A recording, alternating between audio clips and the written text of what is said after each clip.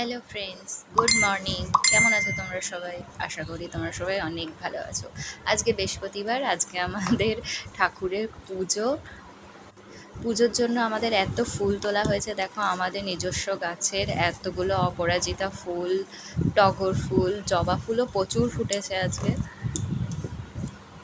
তারপর আমাদের ছাদ বাগানের লক্ষ্মী জবা, আরও অনেক রকমের গাছে ফুল ফুটেছে।